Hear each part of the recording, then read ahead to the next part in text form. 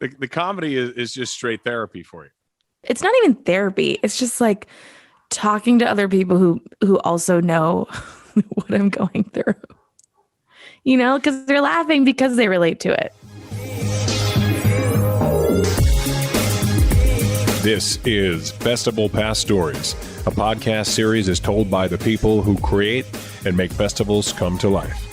You will go behind the stage, kitchen, or studio door to hear the stories of passion and inspiration that started some of the world's most beloved festivals. Hear the startup stories and how an idea went from what if to what's next.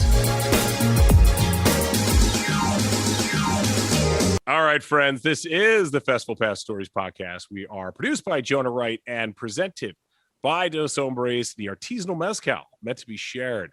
Created by Aaron Paul and Brian Cranston. Have a drink with us at doshombres.com/delivery. And it's the holidays, so start getting it delivered early, right? Ever wanted to have the opportunity to invest in a product early? That could be the next Airbnb. I could see my guest is already saying, I'm already intrigued. How do I invest? How do I do it? Well, you can learn why entrepreneurs and celebrities with exits, celebrities who haven't been canceled yet, apparently, with exits approaching 10 billion, have already invested in Festival Pass. Go to invest.festivalpass.com to learn more.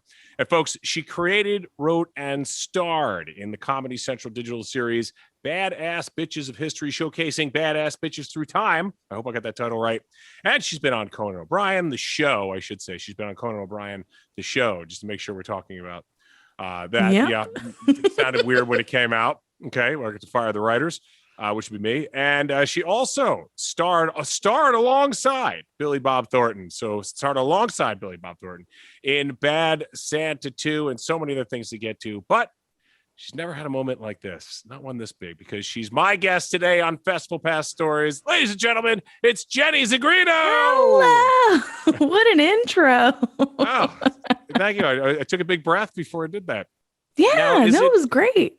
Do you enjoy a good intro when you get out for stand-up, or is it because it seems like that the people that run the open mics, or any show when they're introducing comics, they don't really get that creative, and they're like, well, she's a very funny woman out of New York, but she's kind from the Midwest, but she's tough like from New York. But they always say that thing, right? It's like, well, she's a very funny woman. Please put your hands together for Jenny Zigrino. But do you ever get something like, and okay, folks, we're going to be moving on with comedy, and what do we got?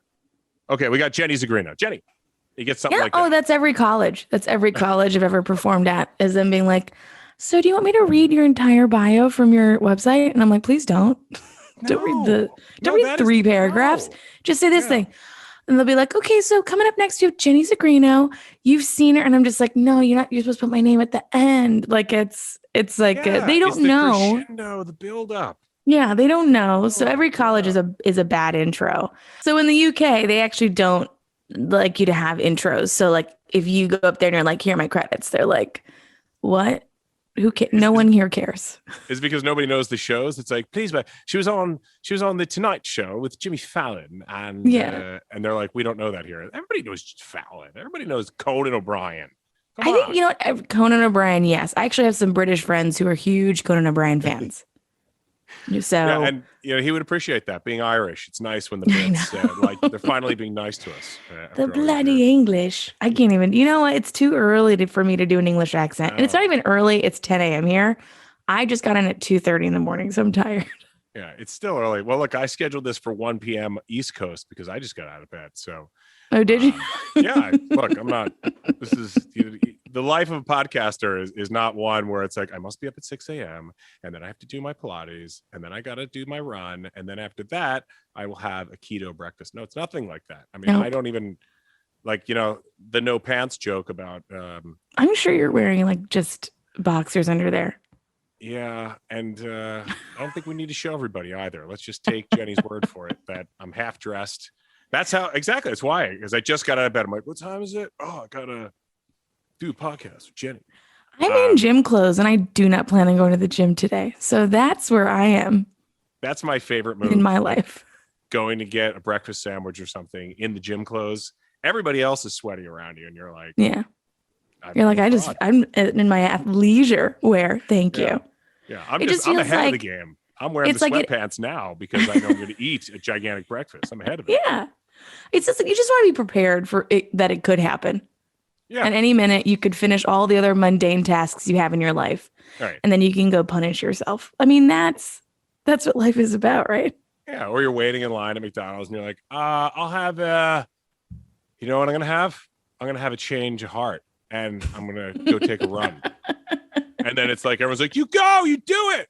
And you're like, you're running out of there. And then like somebody at the drive-thru hits you. And that's the end of And then you die. Yeah. So you should have just gotten the Egg McMuffin. That's kind of been my motto in life is like, you could die at any minute. So just like eat the bread and shut up. I mean, it's a very melancholy way to look at life, but it's also very true. Yeah. Do you think like when you die, you're going to on your deathbed be like, oh man, I wish I didn't eat so many carbs. Like, no. Yeah, that would suck if somebody was doing, doing your speech at a wedding. What do we call that? It's like, why can't I blank? See, I told you I have COVID. I have COVID brain now. You do have COVID when brain. Someone is doing your eulogy is what it's called in the English language. Your wedding. Yeah, your wedding. Please keep this in. Please keep it in that you confused eulogy with wedding speech. Yeah. It's like, oh, you're the best man. Are you doing the eulogy? It's like, dude, how much COVID did you get? I would think that would suck if somebody was doing your eulogy at your funeral and they were like, the one thing we always knew about Pat is that if he saw bread, he would just walk in the other direction. Everyone's like, yeah, what a great strong man. No, it's like, remember that time we had pizza and beer with Pat every day? It's like he carved up. Yeah. And we loved it. And we like the memory of like, oh, you didn't go have a muffin with your grandmother because you were ketoing and now she's dead. That's all I'm saying. It's hey, grandma, let's go have breakfast. Well, I love a good bran muffin. I'm just on keto, and she's like, what? I thought that was I'm doing the currency in my home country, keto. No, grandma, no, it's a diet where you somehow get healthy by eating bacon and cheese. Oh, you don't. I'll just tell you right now, you don't actually. The keto people have tons of like actual like nutritional deficiencies because they don't get half of the food groups that you're supposed to get. And while we're on the subject of conspiracy, I mean, you started with the UFOs and everything. You started this, so I'll just continue. The guy who started Atkins, right? Dr. Atkins, he died when he slipped on ice and, had a brain injury. Right. No, the investors killed him. Everybody knows this. Probably. Remember, I know Rob Lowe does ads for them now. So, I mean, he's like 78 and looks like he's 28. So I should just probably. Well, he also has a lot of Botox and filler. Look, one thing that I want to do with my comedy is talk about how celebrities lie to us every single day. You think Rebel Wilson just lost weight because she walked more and drank water? I was on the Jared from Subway diet, although I probably shouldn't say that because he did some bad things, but he also very problematic. We also taught us that we could walk to Subway and eat a foot-long tuna and cheese hero, and then walk back to work every day. I mean, that guy, also, right? Tuna sandwiches are dope. Can we talk about how great they are? Yeah, and the occasional open-faced tuna melt, not bad. But hey, look, we also want to talk to you. But this is fantastic. This is going great places. But you've had I was like, career. oh, No, it's not. I'm supposed to talk about festivals. Yeah, I was like, your career is on the rise until this very moment, and then things just sort of took a change. But I had a question for you when you pitched this show that we mentioned in your intro to Comedy Central. Mm-hmm. Did you walk in there and you're like, and here's the name. The name is Badass Bitches of History. I did. Badass babes through time. It was bad. Yeah, it was Badass Bitches of History. And the problem with that name is that no one in their marketing department knew that you couldn't swear. So it was supposed to be like a Facebook release thing. Oh. And then Facebook was like, yeah, we can't promote this. Yeah, it was kind of a problem. Was that the end of the show right there? Pretty much. And then it was like up next on Bad But ladies, Well, they were history. like, this show's so great. Why isn't it doing well? And then someone in the department was like, oh, you can't have ass in it. Or bitch. Flagged. It's getting flagged on It's every getting social flagged. media. And they were like, what? Oh, well, we have so much money. And then they just moved on to the next project. I just thought they couldn't market it because the whole thing is too long to put in a hashtag. You could just do BABOH. Yeah, sort of Be a like Babo.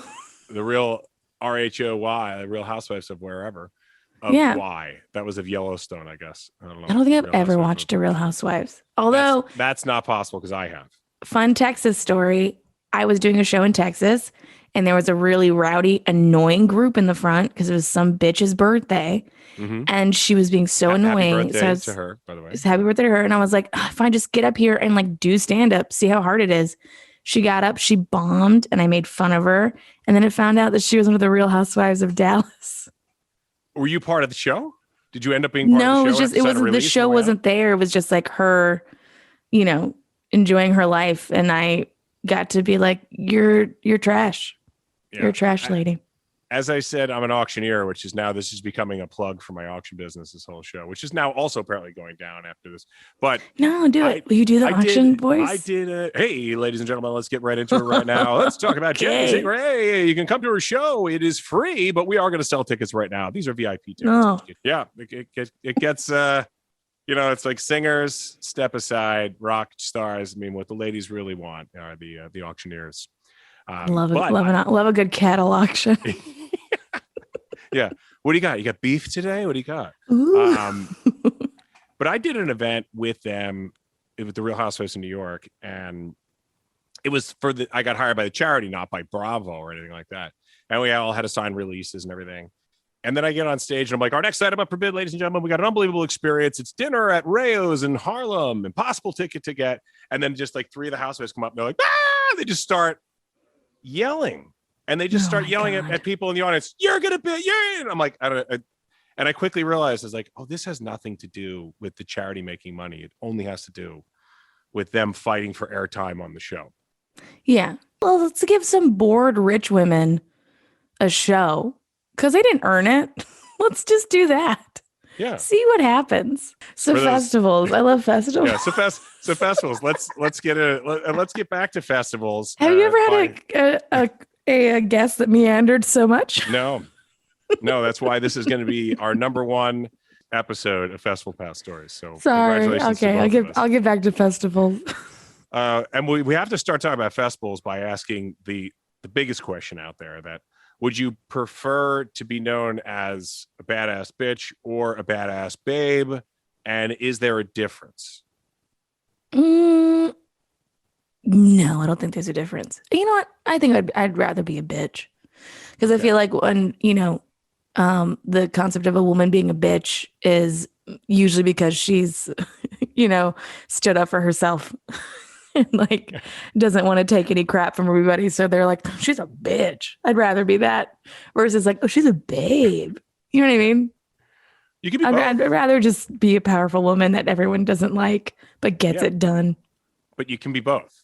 So there may not be a difference, but you can be both. If choosing both, I want to be a bitchy babe for sure. Yeah. But if I choose one, I'd rather be a bitch. I want to meet her. I really would like to meet her. I think that's a bitchy babe. Yeah, you're looking at her. Congratulations, it's your day. Congrats, you won. I haven't been like a guest at a festival for a long time. Like when I wasn't performing it. I think you get to a point where you're like, if I'm not getting paid to be there, I don't want to be there. Yeah. I'm not getting out of bed. What is it? Bonnaroo? That sounds great, but it's 20,000 people. No, thanks. No. Well, Bonnaroo has comedians. I would not say no to doing Bonnaroo if they wanted me, but I just did a festival in Telluride and I was like, this is the most wonderful, luxurious thing I've ever done in my life. It was great. That's a beautiful place. And that's a great segue into the fact that we've had a lot of great comedians on here. Not all of them love the festival scene. You're like a festival fiend. You've been to so many. Like them. Yeah. I'm just going to go through the list that I know of. There's probably more that you've been on, but the New York Comedy Festival being the big one, and that's your tease, folks. In the business, we call that a tease because Jenny's got a big announcement about what's happening at the New York Comedy Festival coming up in Oh, just a few yeah. weeks. There's the Women in Comedy Festival. There's Bridgetown Comedy Festival, which is probably right after the Mayor of Easttown Festival. And then the Moon. I would go to the Mayor of Easttown Festival. I would just be like, give me a hoagie, give me a Yingling. Let's do this. And the Moon Tower Comedy Festival, which is a big one. And you've been to a lot more of these, but take us back to that first festival experience, the porta potty, the whole thing. I want to hear the whole festival. Well, a comedy festival is different than a music festival. So the first festival I ever went to as like an audience, I was 14 and it was called 93X Fest. And it was in 93X. Oh yeah, it was a rock and roll music station. And it was their festival, and it had like Cold Chamber, Papa Roach. I think the headliner that year was like, I listened to Korn last night because I was driving at 2 a.m. and I was like, I have to stay awake. Yeah, they're nuts, and they perform. They're really good live. Yeah, I've seen them live 5 times. Yeah. When I was a teenager, I was a huge Korn fan. I wouldn't see. You know what? Actually, I would see them now for the nostalgia. They're still touring. Yeah. So it was a 93X Fest. It was a 3-day rock music festival. But then when you're doing comedy festivals, at first you're actually like paying to submit. So like early on, I did a lot of show. It was a bringer where like I paid $40 to, to get on to like Cape Fear Comedy Festival. Oh, okay. I did years ago. I think I paid $25. And then I got on it, and then you spent another $300 getting there, your own hotel, and then you just performed. You're like, and what's my per diem? Hello. Yep. The idea of per diem wasn't even like a thing in my brain. I just was like, a stage time in another state. Oh my God. And a credit. I'm not against it. I'm like, I think people like, it's a good way for comedians to like get out there and like test their material on other places, and especially to. It also helps the community that festival's in usually. And then once I got an agent and like a manager and became like a thing, festivals started being like, do you want to come do this festival for X amount of money in this city? And I'd be like, oh, hell yeah. The first time you did New York Comedy Festival, did you have to audition for them, or was that an invite to that? The first time I did it was years ago. I think I was just like on a show that was like part of the festival. And then, so then it was like, so then you're into the festival. And then this year, very important, I am a show in the festival. Yes. Boom, comes full circle. Boom, I did it. Yeah, it's happening again, folks, on the 14th of November. Jenny's going to be a centerpiece of what's happening at this year's New York Comedy Festival. It's not a bringer show. You will be lucky if you can be there. I'm recording my 1-hour special. So my special and album recording is going to be these 2 shows, which are free, 6:30 and 9 p.m. You can just go to my website and get tickets. Cost you nothing. There you go. That's how you get them. That's how you. I just want to get your butt in the seat because I have things I want to tell you, and then jokes I want to tell you and make you laugh. That's what I want to do. Little Fields in Brooklyn. Have you played there before? Yeah, I've done like Butter Boy there. I really like it. That's why I chose it, because I was like, comfortable. I was gonna do Boston originally, and then the venue, we had issues with that, and then I was like, well, I'll do New York, and then it happened to also coincide with the New York Comedy Festival, so I was like, I'll be part of the festival. So we approached them, and they were like, we'd love to have you. And so that's how it all happened. The comedy is just straight therapy for you. Yes. 100%. We've cut right to the heart of the matter. So I think I think I like doing it because I like the related. It's not even therapy. It's just like talking to other people who also know what I'm going through. Because they're laughing because they relate to it. Yeah. So just like, it's just not feeling so alone. So speaking of feeling alone, I can't imagine how alone it would feel to try to write a 1-hour comedy album or comedy special. What is the first step in doing that, where you go from doing 10-minute sets at clubs and doing 5 to 10 minutes on Conan and late night and so on. But when you're sitting down and it's time, they say, it's this big moment. Like, or yeah, is it so like all before the fresh, pandemic, I had a lot of material that I was like ready to do an hour. And then the pandemic happened. And then I didn't wrote hear some about stuff that. during the pandemic. And then in March, I kind of was like, I gotta get my ass kicking. Cause nothing, I think for a lot of us creatives, I had a lot of irons. What is it? Yeah. Irons in the fire. Yep. Pre-pandemic, and then pandemic happened and they all went out kind of thing. Yeah. Well, technology. Nobody wanted irons in the fire anymore. No one wanted irons. It's all in the was cloud nuts. now. It's all It was like, come on, you guys don't like fire? And who needed irons when we could just be wrinkled and sitting at home anymore? Exactly. So then it was like, I was like tired of waiting and being like, well, when are people gonna like want me to do stuff? And I was like, screw this. I'm just gonna do my own stuff. So I actually Blonde Medicine, who's producing the album, came to me and was like, we'd love to produce an album with you.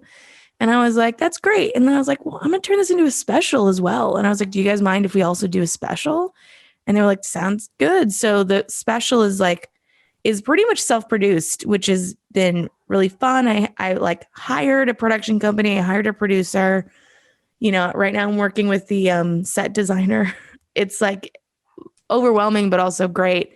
And the special is completely funded by friends and fans and family. Like I set up a GoFundMe for people to send money, which if people still want to send money, they totally can. If you want to donate. And a grant from the Exxon Corporation and Phoebe and Mark Miller. It sounds what? If Big Oil wants to give me money for this, yes, give me money, Big Oil. Right before a PBS show. With a grant from Mutual of Omaha and the Stevens family. Yeah, my career is funded by the the Ramseys of upstate New York. Have you heard of them? Yes. And with a grant of $38 from the Ramses family. Half my special is just me acknowledging people who gave money and saying their names. Yeah, giving them nicknames for a half hour. Just first half hour is just nicknames. You're like George Bush up there. You're like, Speedy, what do you got? I want to thank Shorty. Shorty got that nickname because he's only 4'10". I got real creative with that one. Never met Shorty in my life, but he sounds like he's 4'10". Okay. Shorty, moving on. Janice, she's an aunt. We should call her auntie. Yep. It's a very creative day in the nickname room. Is there a big difference between writing a digital series for a network like Comedy Central and writing your own comedy album? Yeah, I mean the other one was like it's like a narrative piece and like trying to be funny, and then this stuff is just like I'm talking about my dad and like him being kind of a curmudgeon-y guy, and like which I think everyone can kind of relate to. Or the theme of the album is it's called Gen Z. Get it? Because I'm Zigrino. I was going to mention. Very clever, folks. Thank it's you. JEN space Z. Gen Z. But it's also my mind was blown a little bit. Thank you. It was funny. I was like, oh God, I gotta go see this. It's also about, I talk a lot about the generations and kind of before and after the pandemic. So I have a little sister, she's 14, she's Gen Z, and my dad is a boomer. And then I, as a millennial, kind of felt like, before the pandemic happened, it felt like, oh man, it's finally, we're out of it, like the housing crisis, 9/11. Like, I think things are going to be okay. We're going to vote for a new president soon. Like, okay, millennials, we're coming into our own. And then it was like, get inside. And then while we're inside, Gen Z exploded. Yeah. So, and then millennials were forgotten about again. And then actually we became even more of like the awful hustle culture that we were indoctrinated into from boomers and Gen Xers starting Uber and all those dumb companies. I could go into how much I hate that stuff later. But, you know, then it became, again, hustle culture. But then we were suddenly lazy. And then also our pants were too tight and no one liked us. And we weren't cool anymore. Like, I feel like I went in being ready for like the coolest life ever. And then came out like, no one likes me. Like, being a millennial is a bummer right now. You can't win. No. No one's passing the hat for the millennials. No one feels bad because the generation before, it's always the generation before that hates the next generation. That's law. That's yeah. Well, okay. So works. Gen X, though, I feel like Gen X, they are a small generation and they just kind of like sit in the back and are just like, whatever. I don't care. I got my money. They don't even tweet anymore. They just tick. Yeah, you know, exactly. Is that short for tick? When you TikTok, no one says tick. No one says tick instead of TikTok. It's okay. Busted for being a. You're a Gen X, right? Yeah. It's okay. I have to have all this lighting here so I don't look like a boomer, at least. Yeah. But you know, that's when they all started. When your generation and then the Zers or the Xers or whatever the Zers started saying, you know, okay, boomer. Like there's people who that was their nickname, boomer, right? Yeah. It's like, you know, there's a guy, Boomer Esiason. It was like whatever. And when his producers on his radio show were like, okay, boomer, he's like, you really mean okay? Or are you messing with me? Yeah. And then it becomes like, get off my lawn. Yeah. So, you know, I kind of like what's happening, but people kind of turning on boomers in a way. But I mean, millennials, we hold, I think it was 5% of the wealth in this country. That's it. No, that's it. 5%? Of that 5%, Mark Zuckerberg owns 3%, or like 2% of that wealth. So we have like 3% of the wealth versus like the other generations hold a huge amount. And my generation, like we started later than everybody else because we kept getting like kind of pushed back. I feel like I relate to my grandparents' generation the most. Okay. Minus having to fight in a world war. Besides the greatest generation and fighting in a war. Outside of that, saving and scrimping by and all that kind of stuff. But it's like they had the Depression, then they had a world war, then they had the Korean War. But they just had a government that maybe supported them a little bit more. My generation is like, okay, we had 9/11, we had the housing crisis, then we had the pandemic, and it feels like we're never going to get that leg up. And then we're all just going to be like old and driving Ubers. We already established. I was out of college I got married when I was 42.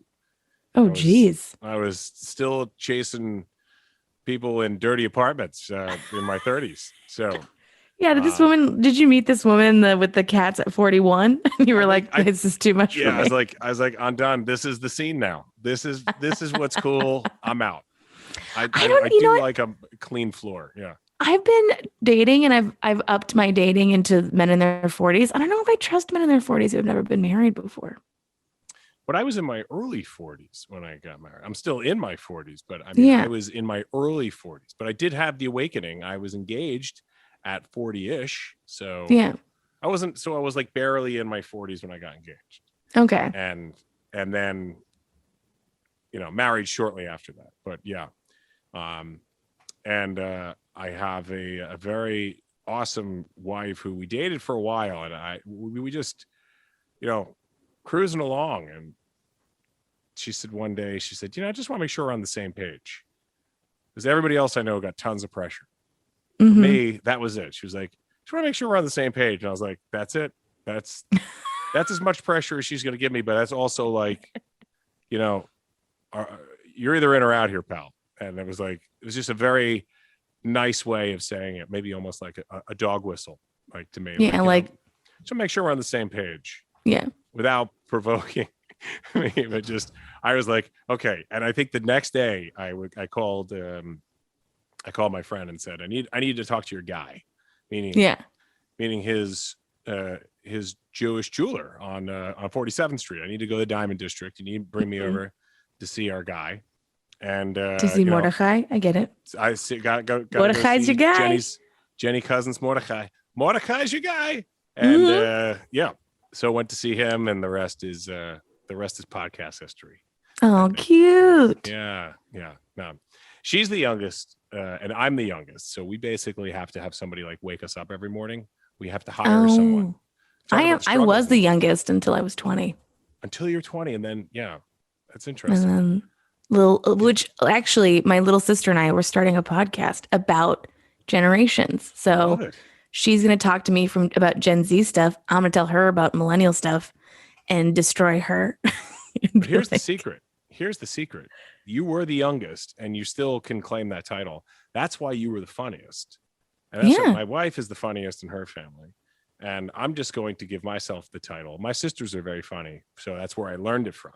But I grew up with 3 older sisters, so I had to fight for any kind of airtime in that house. Mm-hmm. So I had to come out there like Shecky Green every night and be like, "Hey, everybody, what's with mashed potatoes with dinner?" I mean, is this really 2 nights in a row? He's so annoying. Yeah, he exactly. Is so annoying. Yeah, so annoying.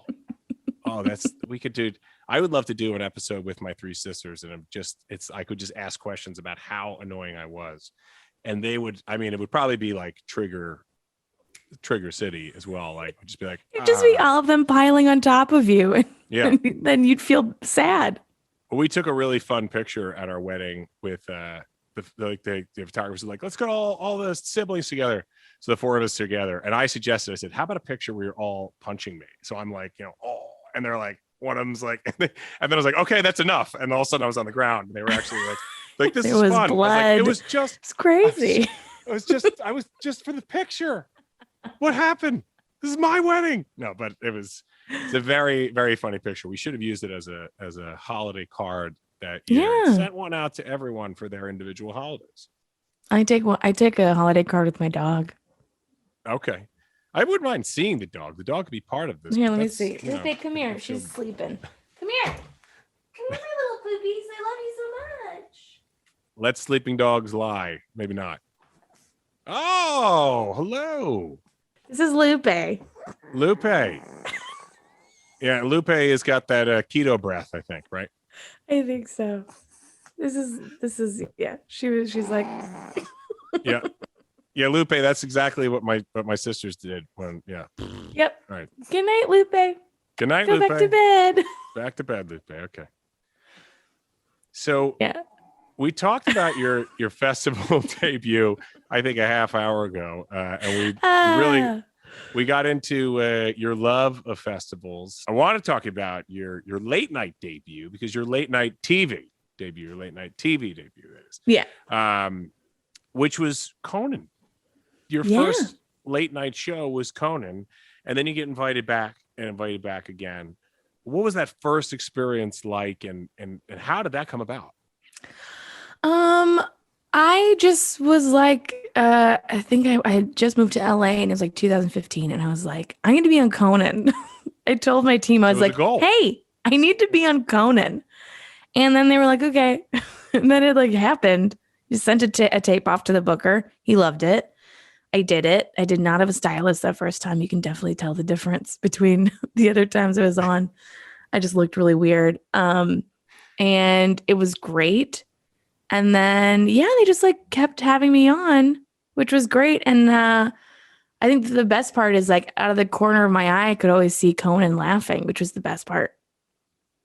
Like if he's like, he would be laughing, and my friends would be like, because they were in the audience, he'd be like, he was like throwing his head back and he was like laughing so hard. And I was like, hell yeah, that's cool. I don't care about the audience, but if Conan thinks I'm funny, that's what's important. And I'd been a Conan fan since I was like 7, because I had an older brother who's Gen X. He's, I won't say his age, but he was 14 years older than me. So he would, every night when he would watch Conan, I, as like a little 6-year-old, would go watch Conan with him. Ooh, sneak in. We would watch like bedtime. In the year 2000. That was a great segment. I loved that segment. Yeah, loved that segment. Oh yeah, the dancing bear. He doing something. That bear does stuff. Yeah, you guys can figure it out. he had Jim Carrey on one time, and he was like, in the year 2000, Jim Carrey commits his first murder. When a fan comes up to him and says, and he was promoting at the time, he was promoting Bruce Almighty. Mm-hmm. So he's like, a fan comes up to him and says, Almighty then. He had U2 on there, like all of them, and they all had the things around their neck. They're promoting an album. And it was like, in the year 2000, Bono claims he's not God anymore or something like that. And it's just, it's there's one sketch that forever like changed my life. Is my favorite sketch they ever did on there. And it's probably like mid 2000s, but it was when Conan goes and plays old timey baseball. Did you ever see this one? I'm not sure I saw that. You got to Google it. He goes and he dresses up in like 1890s clothing and goes and plays old time baseball. And it's just so funny. It's just Conan. Like those are my favorites. Like Conan being out, being Conan. Those were so funny. I love those segments. Being on that show, that had to lead to bigger things. Yeah, well, it led to work. It led to that's enough. It led to clubs, to working clubs, and then it led to being asked to do festivals versus submitting and paying. And it was like a comedian getting late night, and I kind of feel bad that I think I was like kind of the last generation where it felt like it kind of mattered. Where, being on late night was like that, like propelled you a significant amount, But then I got, in 2016, I got JFL's Comedians to Watch. So you're familiar with the Just for Laughs Festival? Oh, the Just for Laughs Festival. Yeah. Yes. Yeah. In Montreal. Yeah. Yeah. And that was, were you like a fresh face on there? I was a fresh face. I was like but at the time I'm like, I've already filmed a movie and I've been on Conan. I don't know why I'm a fresh face, but okay. No, but it was like, then that propels you a little further, and like all this stuff kind of propels you. And I kind of thought when I got into comedy, there would be one thing that would propel me to like stardom, but like being a working comedian, I'm like, oh no, it's just like all these accumulative like little things that get you the respect and the notoriety and like make you a great comic. It's never just going to be like, like someone like Tiffany Haddish, she's been working for like 15 years before she hit. So there does seem to be a bias against women in comedy. I know some comedians have come out and said that they don't think women are funny and things like that. They didn't grow up in my house, obviously, but but that just, what is it? Why is it so? You just named some amazing Tiffany Haddish she's getting probably 20 million a movie or something now, and and starring, and she's headlining. It's like other people are co-starring alongside of her, right? She doesn't need someone anymore. The people who say that women aren't funny are never funny.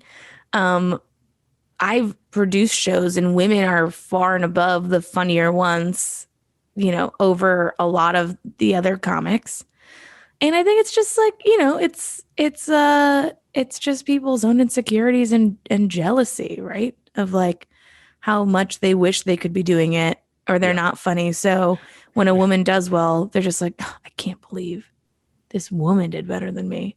Yeah. Women are funny. Or there was, I would definitely say there was a time where people were shocked when women were crass in humor. Yeah. Like when Sarah Silverman and her early stuff, when she was, she would come out and say something about diarrhea or something. People are like, oh my God, like that's a lady talking. It's like, why? It's just funny. Why can't you just take it for that? But yeah. I talk a lot about sex in my stuff, and I talk a lot about, and I still have to like qualify it in a way and be like, well, it's not technically dirty. It's like me talking about experience on like a different level. But then it's kind of like, oh, who cares? Why do I have to qualify anything? Like if I'm going to talk about a wiener, I'm going to talk about a wiener, and it's fun. And comedy all comes down to the writing and the precision of the writing and the precision of those jokes.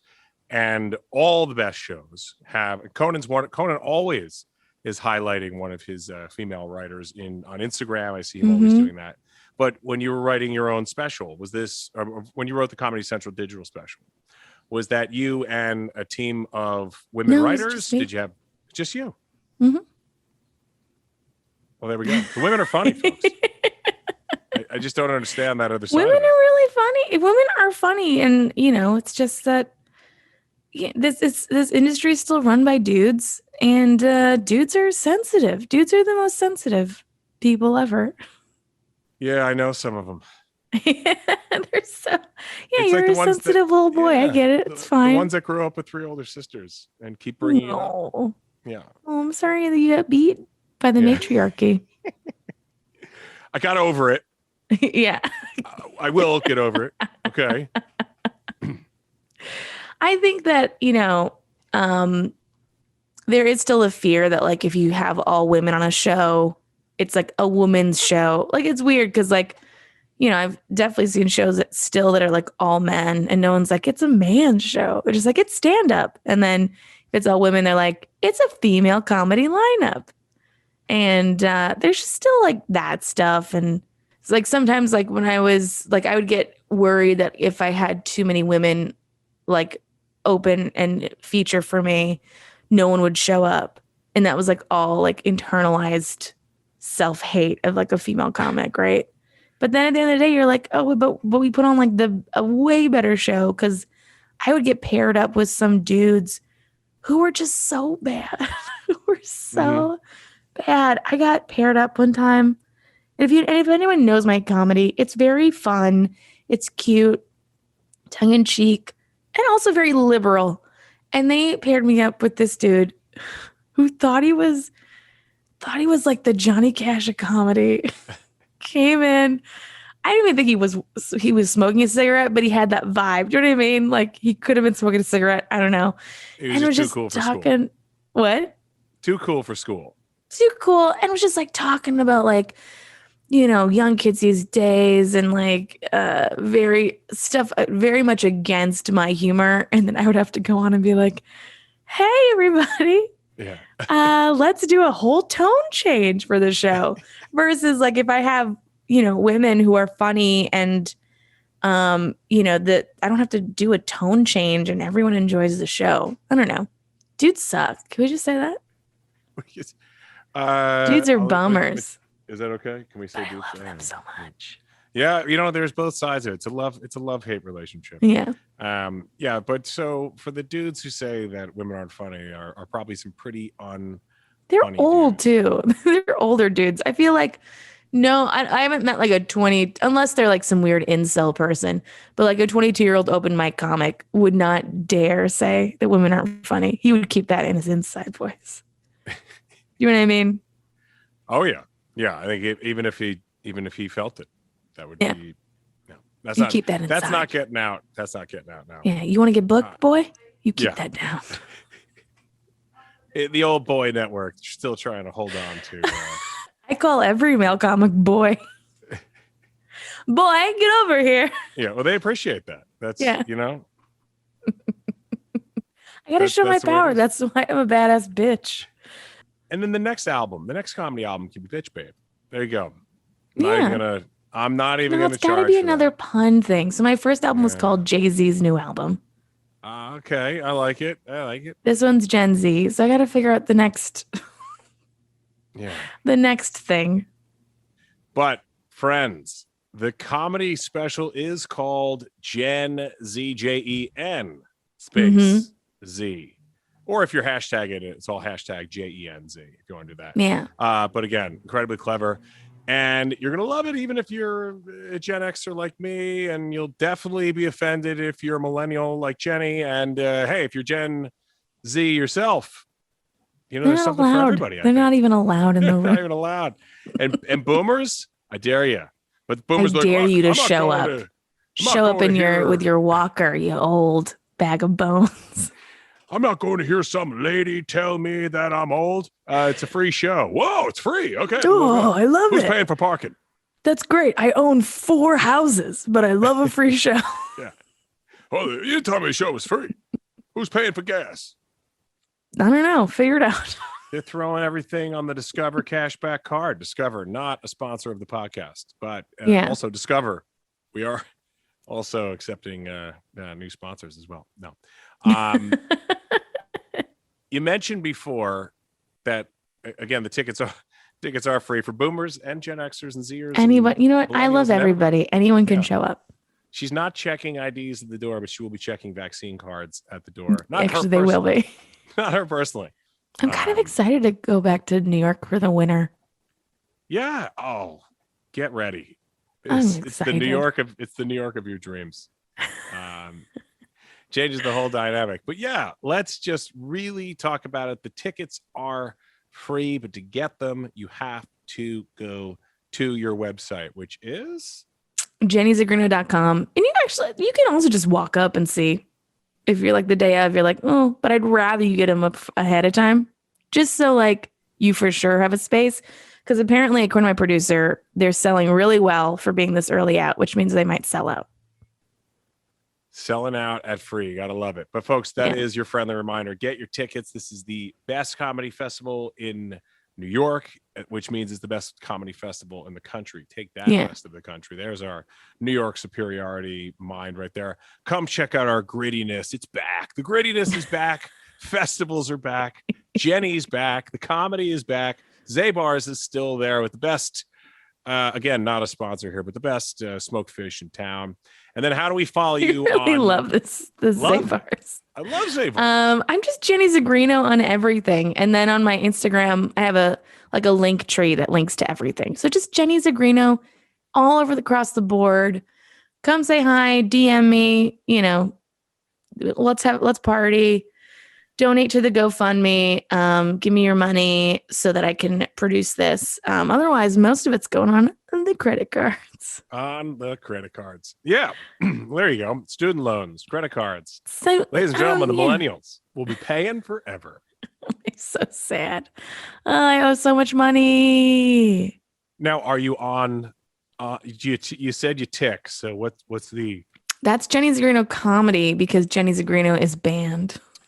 Because she's banned. So we had to go around. We had to go around the metaverse or whatever we're calling it now. And backdoor. Oh my God. I hate social media. I hate that I have to do it, but I have to. All right, friends. Look, so do not miss the New York Comedy Festival or anything Jenny Zigrino is doing these days in comedy. We love having you on the show, and we look forward to watching your star continue to rise in Hollywood. You.